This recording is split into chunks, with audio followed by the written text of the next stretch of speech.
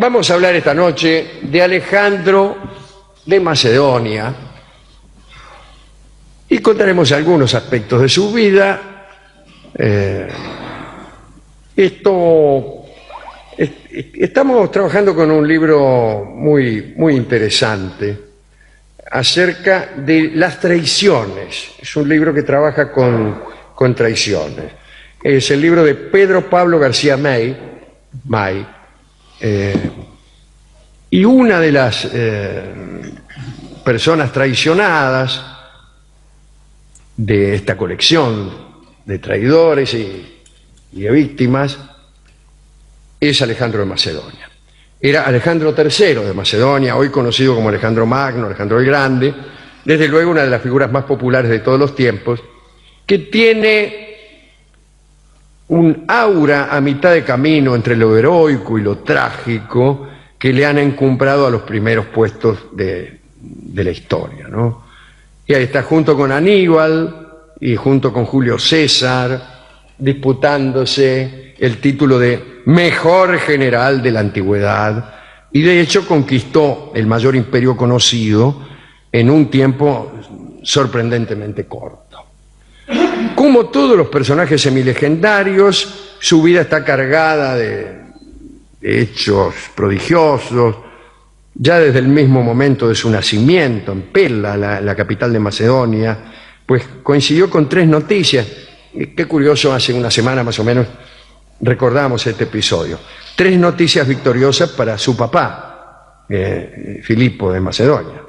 El triunfo militar del general macedonio Parmenión sobre las tropas ilirias, la conquista de una ciudad portuaria asediada por Filipo y la victoria del carro de Filipo en una carrera que se disputó el mismo día, ¿no? Justo ese día nació Alejandro de Macedonia. También me atrevo a hacer un aporte personal a justo ese día. Había un señor en la antigüedad llamado Eróstrato que deseaba, tal como lo desea usted, Barton, que todo el mundo hablara de él. Y entonces concibió la idea de incendiar el templo de los romanos, dicen el templo de Diana, pero es el templo de Artemis, ya que son tiempos griegos todavía. El templo de Artemis en Éfeso. Y habrá pensado Eróstrato, si yo quemo todo, mi nombre no morirá nunca, todo el mundo lo recordará para siempre. Y efectivamente ardió el templo y los jueces lo tomaron a Eróstrato y, como castigo adicional al que seguramente le habrán aplicado, dictaron una prohibición, la de nombrar a Eróstrato en toda la Hélade, en toda Grecia. Nadie podía nombrarlo. Pero, incompetencia, la historia fue violando esa disposición de los jueces griegos, y hoy, 3.000 años después, 2.323 más 15,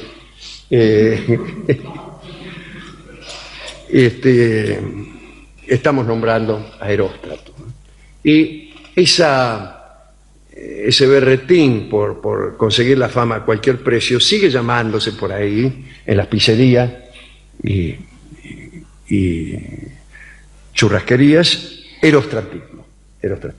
Ahora bien, esa noche, la noche que ardió el templo de Artemis en Éfeso, un hijo le nacía a Filipo de Macedonia. Quiere decir que fue este mismo día.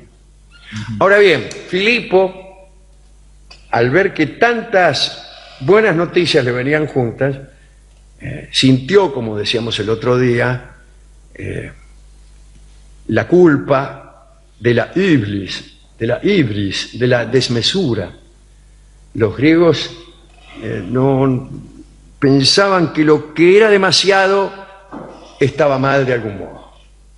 y que incluso la demasiada dicha, los demasiados triunfos, eran de algún modo nocivos, tal vez por pensar que había una especie de simetría en el destino, cosa que sí pensaban, que la balanza del destino acumulaba tantas buenas como malas, y que se venían muchas buenas seguidas, era muy probable que para equipararlas viniera una mala, pero muy mala.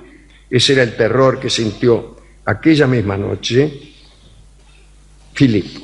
El porte de Alejandro era muy llamativo, era un joven musculoso, bueno, casi no podía no serlo, era el hijo de un rey, pero además de un muchacho que desde niño se había adiestrado en todos los deportes, pero en la vida militar, de manera que lo más lógico era esperar una musculatura. Era rubio o quizá castaño claro, tenía maneras muy enérgicas, un carácter sensible y ojos heterócromos, es decir, era zarco con Z.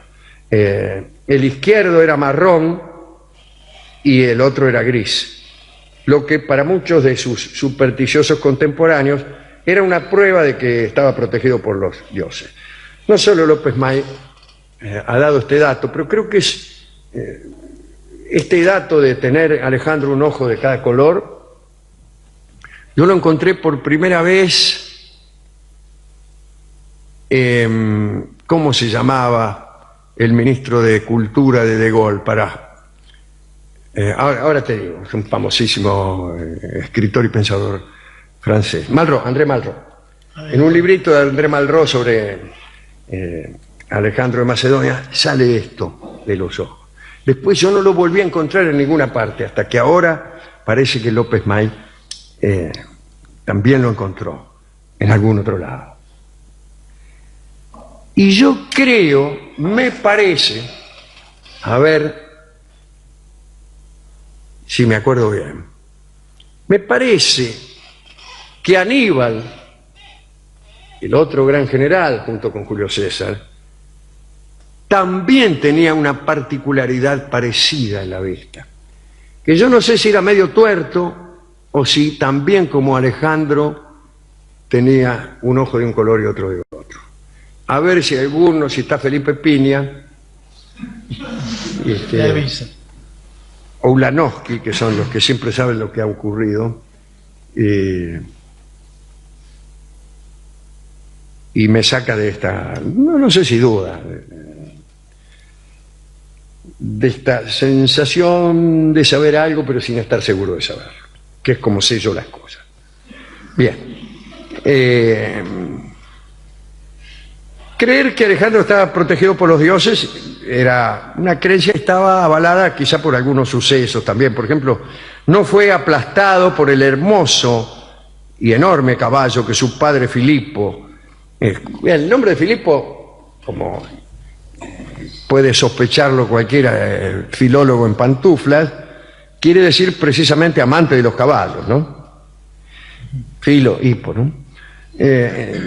Es un caballo que compró Filipo para su ejército y que nadie había sido capaz de montar y domar hasta que el niño Alejandro, ante el asombro de los presentes, consiguió hacerlo. Parece que Alejandro fue el único que se dio cuenta de que el animal era muy asustadizo, hasta el punto de que huía incluso de su propia sombra.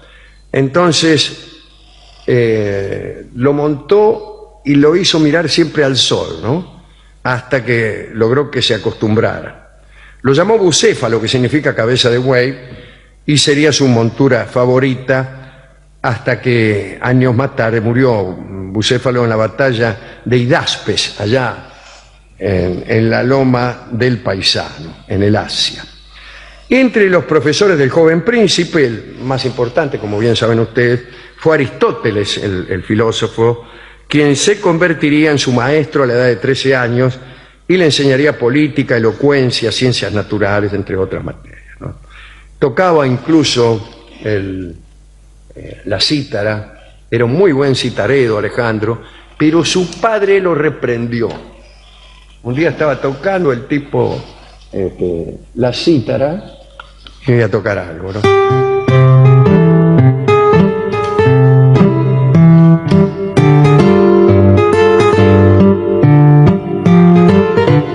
Tocaría cosas griegas.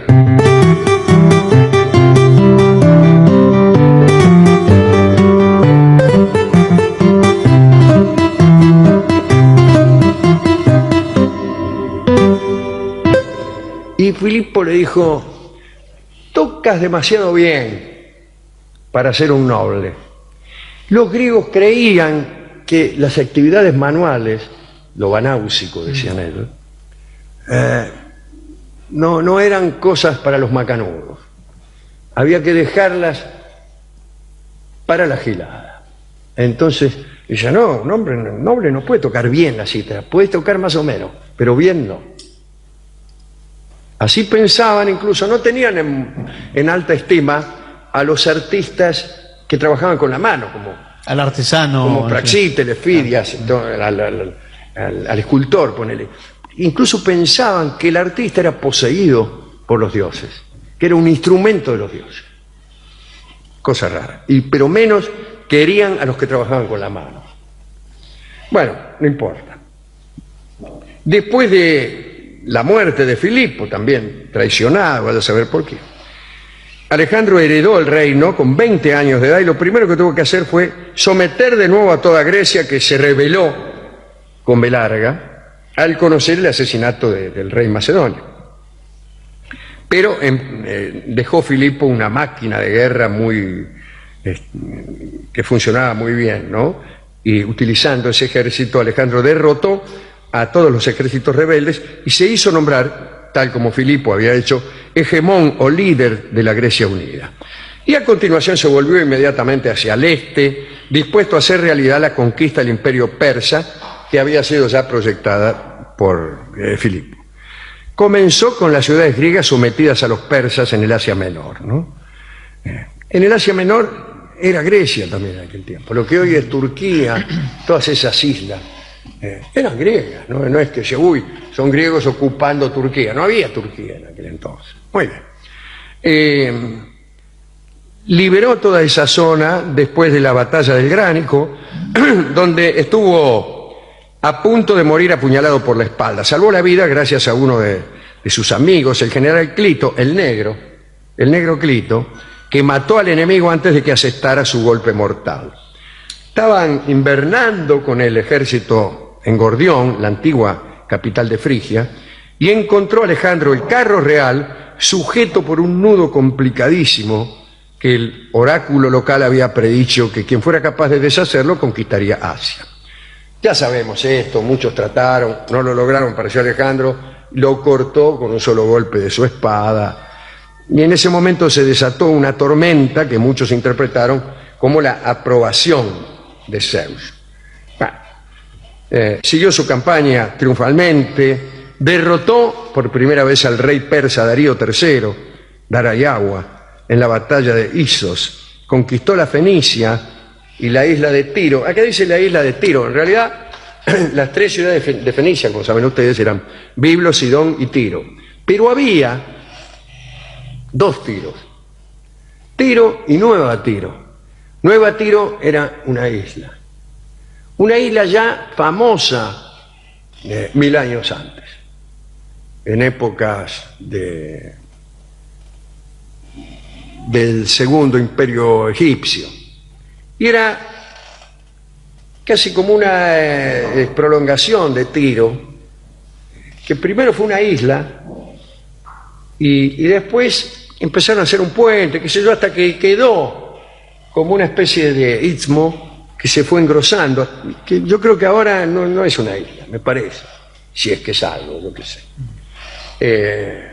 Esa era Nueva Tiro, era una ciudad de Fenicia, ¿no? Bueno, allí en Nueva Tiro, donde incluso en un tiempo, muchos años antes de Alejandro, había edificios muy parecidos a los edificios de departamento de hoy. Digo, tendrían 5 pisos, 6 pisos, que se iban construyendo cada vez más finito.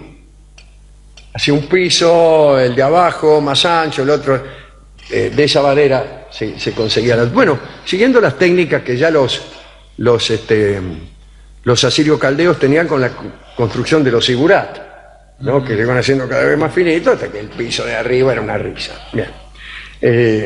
Allí se hizo proclamar hijo de Amón, un título reservado a los faraones, digo, siendo que Nueva Tiro era una ciudad de Fenicia, pero bueno, recibió tras ser probablemente iniciado en los misterios en un oasis ahí, bueno.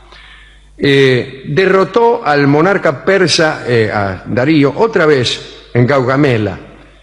Después de esta batalla, Darío, que era Darío III, fue traicionado por sus propios nobles y asesinado, y entonces Alejandro se hizo con el imperio persa. No todos amaban a Alejandro, mucha envidia, mucho odio, cansancio de sus generales por la campaña interminable de expansión hacia el este del mundo, y entre los primeros traidores figura Árpalo, un antiguo mentor de Alejandro, probablemente hermanastro suyo, tesorero del ejército. Poco antes de la batalla de Isos se las tomó, huyó a Grecia con el tesoro, para disfrutarlo junto a un amigo suyo llamado Taurisco. ¿Cómo me gustaría tener un amigo llamado Taurisco? Al cabo del tiempo decidió volver junto a Alejandro y pedirle perdón, y Alejandro lo reinstauró en su cargo. Esta sorprendente decisión ha desatado todo tipo de hipótesis. Algunos piensan que tal vez Árpalo no fuera un traidor, sino que estaba en misión secreta dictada por el propio Alejandro. Pero bueno, no obstante, tiempo después, mientras Alejandro perseguía al rey persa Darío, Árpalo se quedó con el tesoro en la ciudad de Ecbatana, desde donde se garpaba, facilitaba el equipo, provisiones, guerreros al ejército, incluso libros, y iba viajando a la retaguardia Árpalo, ¿no? Y por ahí llegó a Babilonia y ahí cayó en las corruptelas y excesos del poder y despilfarró parte del tesoro. Bueno, cuando volvió Alejandro de sus conquistas en la India, llegó hasta Lindo, Árpalo se dio cuenta de que le iba a pedir cuentas y salió rajando otra vez a Grecia. Pero esta vez se llevó 30 barcos, varios miles de mercenarios y al menos 5.000 talentos, un buen mordisco del tesoro real. Y cuando llegó a Atenas intentó rebelar a Atenas contra Alejandro y como no lo consiguió fue capturado y enviado a prisión. Pese a ello escapó, llegó a Creta y allí finalmente fue asesinado por Tibrón, uno de sus propios mercenarios, ¿no? Que le robó parte del tesoro. Bueno, ese fue uno que lo traicionó mucho a Alejandro. Varias conspiraciones tuvo en su contra, como la llamada Conjura de los Pajes, que implicó entre otros a Filotas. Atención a este nombre, Filotas, uno de los más cercanos colaboradores y artífice, entre otras, de la victoria de Gaugamela, de lo que hemos hablado. Casi estos dos nombres son inseparables en la historia griega, en el idioma griego. Gaugamela Filotas es algo que se oye mucho en Grecia. Alguien dice algo y el otro le contesta, Gaugamela Filotas, que significa, como ustedes saben, eres un traidor. Y también el padre de Filotas, Parmenión, fue uno de los críticos a la intención de Alejandro de seguir hasta el este. Y al final se cansaron todos y le dijeron, bueno, volvé. Igual Parmenión fue ejecutado, ¿no? Lo mismo que Filotas. Otro traidor fue su primo, el primo de Alejandro, Amintas, que pactó en secreto con los persas, fue descubierto y ejecutado. También Calístenes, sobrino de Aristóteles, historiador personal de las campañas alejandrinas, lo traicionó porque él mismo se sintió traicionado como griego cuando el rey de Macedonia decidió asumir el ceremonial persa, que incluía el hecho de que sus súbditos se postraran de rodillas, todas esas cosas del oriente, ¿no? Tocando el suelo con la frente, qué sé yo.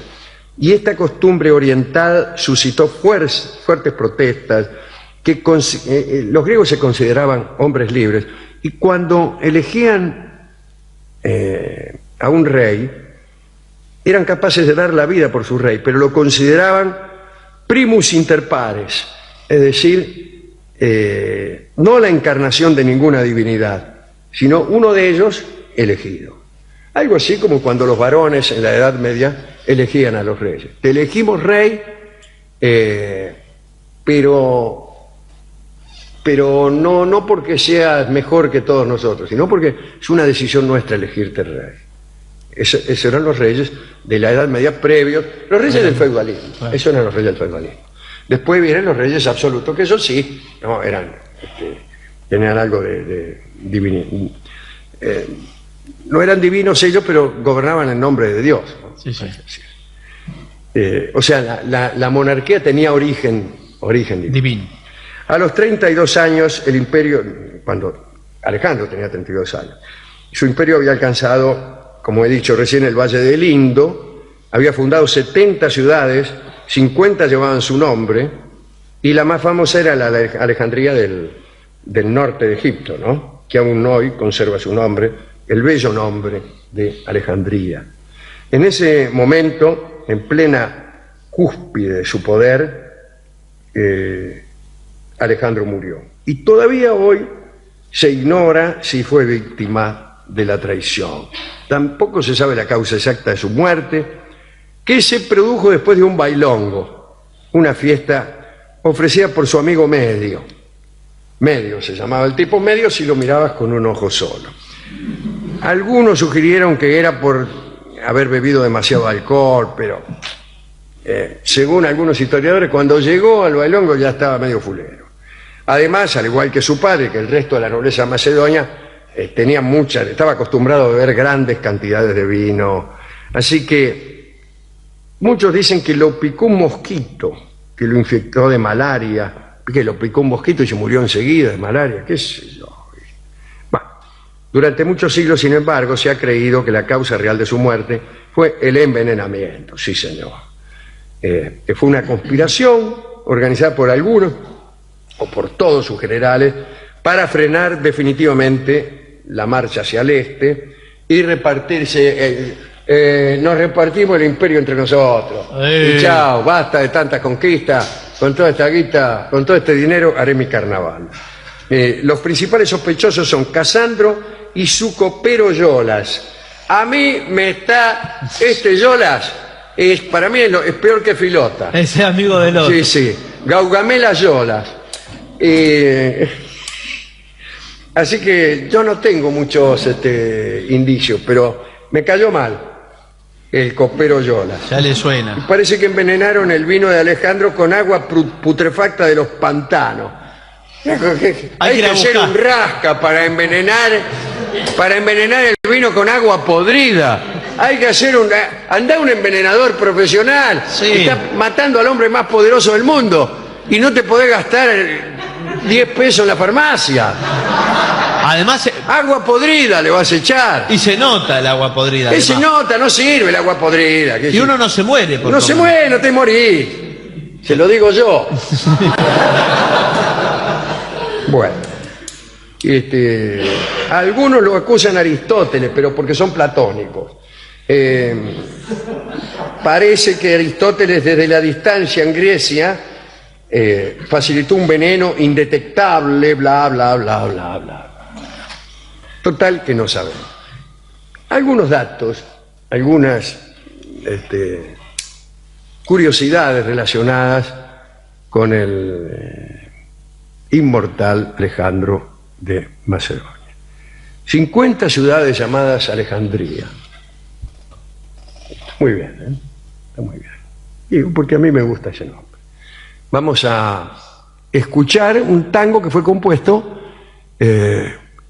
digamos, como una contribución a la polémica y que se refiere a la muerte de Alejandro. Se llama el tango Gotas de Veneno y manifiesta la opinión del autor de ese tango acerca de la causa de la muerte.